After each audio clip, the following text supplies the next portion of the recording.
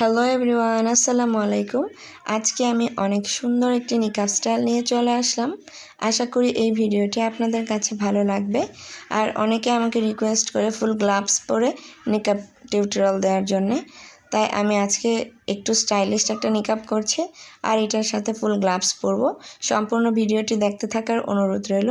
প্রথমে আমি হিজাবটাকে একটা ভাঁজ করে গলার নিচে পিন করে দিয়েছি আর কপালের এইখানটায় একটু কোণ উঠিয়ে নিয়েছি। এখন আমি একটা নোজ নিকাব পরে নিচ্ছি। এই নোজ নিকাবটা আলাদা একটা নিকাব, এটা হিজাবের সাথে না, তো আলাদা করে এই নিকাবটা আমি পরে নিয়েছি।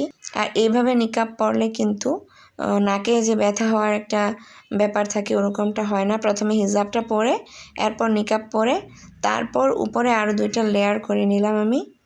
এই যে 2টা লেয়ার করে আমি এখন পিন দিয়ে কানের 2 পাশে সেট করে দিচ্ছি।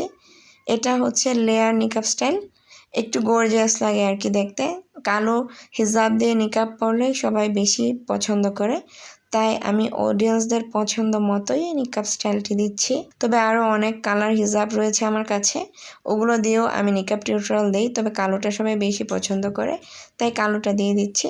এখন আরও একটা লেয়ার করে নিয়েছি। লম্বা যে পার্টটা রয়েছে হিজাবের সেটাকে মাথার উপর উঠিয়ে আরও একটা লেয়ার করে আমি কানের 2 পাশে 2টা পিন দিয়ে ভালোভাবে সেট করে দিচ্ছি। আমার ভিডিও ভালো লাগলে আপনারা আমার ভিডিওতে লাইক করে দিবেন। আর কেমন হিজাব বা নিকাব টিউটোরিয়াল চান কমেন্ট করবেন, আমি সবার কমেন্টের রিপ্লাই দিয়ে দেব। আর যাদের রিপ্লাই এখনও দেইনি তারা একটু ধৈর্য ধরেন, আমি সবার কমেন্টের রিপ্লাই দেওয়ার চেষ্টা করব। আগের ভিডিওগুলো আমি প্রথমে শেষ করে নিচ্ছি, এরপর নতুন করে সবার রিকোয়েস্টে ভিডিও করব।